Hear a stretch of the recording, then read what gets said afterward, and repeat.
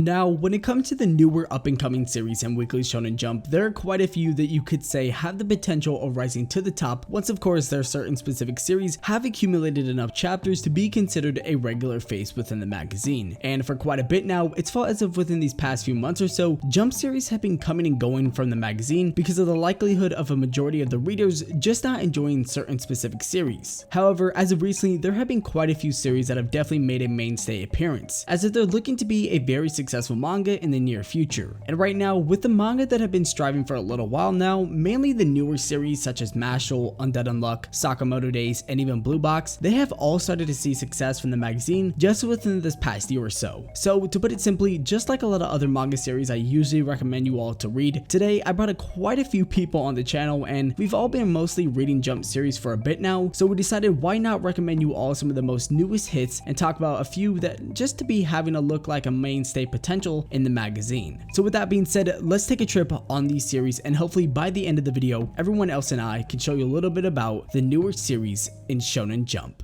So to start everything off, I thought it'll only be right to go with the best series right off the bat, of course in my own opinion, just to spare each and every one of you a little bit of time, and the series I'm talking about is MASHLE. Now, MASHLE isn't necessarily a series that is new to the channel whatsoever, but it is a topic that has been missing out for quite a bit now. And honestly, a lot has changed since my last video, which I believe was a collab with a few guys in this video, but to put it short, since the last time, MASHLE and this series overall has exceeded a vast amount of people's expectations. And personally, with my estimate with the trajectory that the series is going in, it's nothing new to me for a series like MASHLE that's in Jump to do as well as it's doing right now. And for those of you who don't know anything about MASHLE, let me fill you in. MASHLE, to put it simply, is a very comedic yet very shonen trope-like series with tons of fun revolving around the magic you would see in like Harry Potter, for example. The comedy is like a pinch of a few things, like the sarcastic-esque feeling you would get from One Punch Man, and just a plain simple straight to the point feeling you would get from Gintama. Personally, when you wrap the two, I think MASHLE was just off the 60 or so chapters that are out already has me laughing hysterically out loud alone. That's not to mention the super fun power system and unique magic abilities that play a part within the series moments. To an outsider's perspective, I can kind of get why they would see this as a gag manga, but I can assure you that this series is far from a gag manga. The story genuinely holds purpose and the comedy just flows along with it. It's just that funny pretty much. And the characters are another thing, with especially the main character Mash and his choreography with how he fights with no magic. So if you're into an aesthetically pleasing world such as Harry Potter and you love the straight, not trying really hard to be funny type of comedy that just flows like water, I can assure you that you will be enjoying this series, along with the rest of the manga that is recommended moving forward.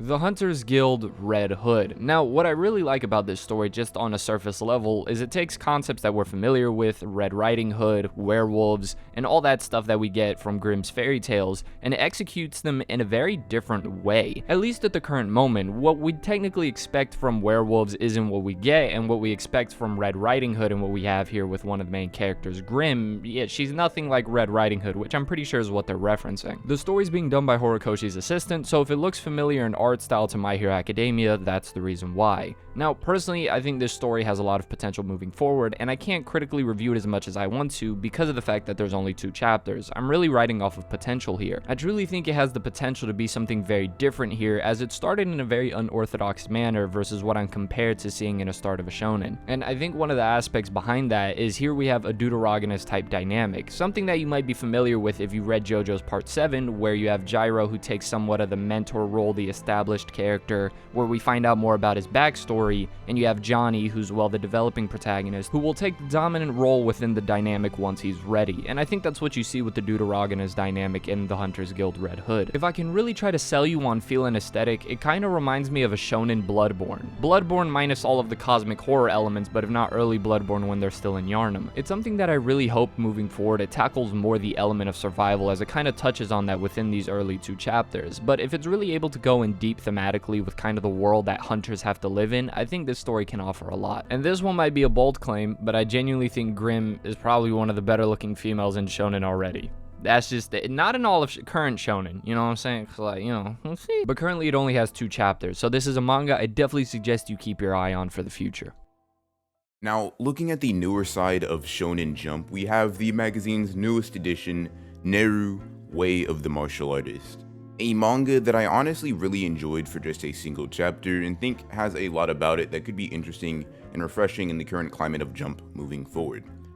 Now, For all those who for some reason didn't read the newest chapter or the first chapter of the series and unaware of the plot, Neru is essentially a series that centers around a martial arts fanatic, Nerumi Isami, and his journey of becoming more and more like his lost grandpa in terms of improvement in martial arts. Now, if you've seen or read series like this, maybe things like early Dragon Ball or any other martial arts based series, you know that the trope of the grandson following in their grandfather's martial arts footsteps is one that is pretty obviously and heavily used throughout the series or throughout these types of genre of battle shonen. And obviously, since the series is practically a newborn in comparison to many other that have been in the magazine, the depth of the characters and the themes that will be presented moving forward are rather lacking. However, I think that this manga's combination of a 90s manga art style, high general quality of art, and fluidity within its battles create a lot of potential for the series to become a standout, assuming the characters and plot hold up within the magazine.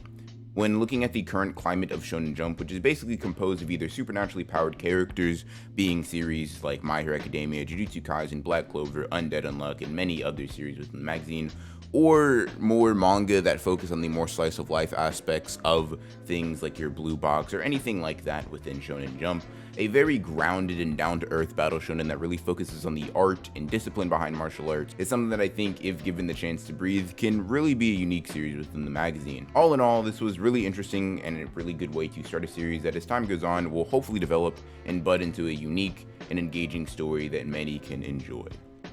A 400-year-old immortal man travels the world fighting dangerous world-ending monsters alongside a girl who brings bad fortune upon anyone who touches her skin in order to have sex with her one day in order to die, is the story of Undead Unluck. Undead Unluck is an action-adventure supernatural comedy with a side of romance that takes place in a modern-day Earth. The story follows our two main protagonists, Andy, who has super regeneration, and Fuko Izumi, who has bad luck, which, of course titles into the name Undead Unluck. Undead Unluck is simple balls to the wall fun with monsters, abilities, and objects that defy the laws of reality. And at the very center of this manga, it tells the story of Andy and Fuko's relationship as they go from complete strangers to eventually being lovers. After 400 years of life, Andy finally wants to end his suffering, and Fuko, after years of being alone and never being loved, finally wants to hold a relationship with someone, and these two are only able to fulfill those goals by being together.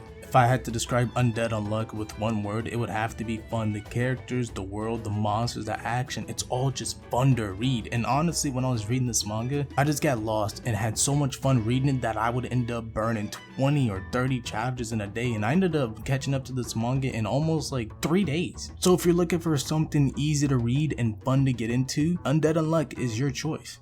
In the very vast, diverse category of series in the Weekly Shonen Jump magazine at this point in time, there has been a lot to obviously come and go. We've had series who have gotten cancelled a little bit wrongfully, in my opinion, like Phantom Seer for example, and we've obviously had some recent series leave the magazine like I Tell C and Hardboiled Cop and Dolphin, just to name a few. But today, I would like to talk to you about a series that I had no idea I would actually end up liking so much, simply because it belongs to a genre that I didn't even really enjoy that much to begin with, and that is the sports romance hybrid series by Koji Miura, Blue Box. Now, as someone who didn't read the initial one-shot to Blue Box, jumping onto the series as it began its serialization, I genuinely had no idea what to expect. To be quite honest, I thought it was just going to be this, run-of-the-mill regular rom-com where the MC is forced into a very uncomfortable situation with his romantic interest. But as I read the first chapter and I made it through, the next 2 or 3 to come, I didn't really feel like it was being really trope-ish. I honestly felt like Blue Box was something that I actually felt was very original in concept and definitely interesting to see in the Weekly Shonen Jump magazine. The series sees our main character Taiki, who is a high school badminton player, get thrown into a situation where a family friend who is also his romantic interest, Chinatsu, who is a high school basketball player, is invited to stay into Taiki's home for a little while, seeing as her family will be gone for a pretty long time, I assume. And as I read on and sort of marinated in the plot, I guess, I did genuinely think that it was going to be just some very trope-heavy rom-com with some sports elements, but I was definitely wrong. The series so far, just in 12 chapters alone, at the time of this video definitely focuses very heavily on the hardships of trying to build up courage. I think both the themes of courage and self-improvement is definitely two things that shine very, very heavily in this manga, as well as the romantic elements. It honestly really is just a story about two people trying to improve as they fall in love, and that is honestly really, really nice just to see, especially like I said in the Weekly Shonen Jump magazine. So like I said, with 12 chapters so far as this video is being recorded, I definitely can't stress enough that you guys should definitely check it out if you're interested in the romance genre, or even the sports genre as well, as that does seem to be a pretty heavy focus so far. Take it from me, someone who definitely usually isn't a fan of the romance genre, and I feel so connected to the series already just with the short amount of chapters it has. So yeah, definitely check out Blue Box if you get the chance. Sakamoto Days, also known as Sakagoto Days as I like to call it, because this is one of the best new Shonen Jump series in the magazine by far, in my personal opinion. It has got everything you could possibly ask for. Comedy that will make you laugh every single time possible. I promise you, you will not expect the comedy in this. It's fantastic. The fighting scenes, the art is such a key factor for the fights, man. It is literally insane how he draws these fights. The choreography in this series for the fights is the best in Shonen Jump, in my personal opinion. It can be debated with a couple other series, but for me personally, it's the best choreography in the magazine, for sure. You will not be disappointed with that.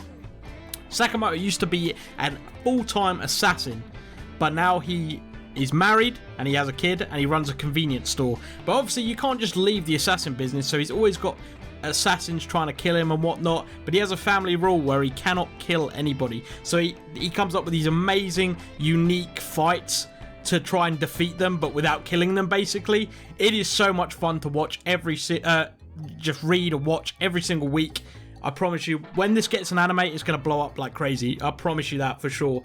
It is doing pretty well in the magazine right now, so expect it to stay around for the long haul for sure.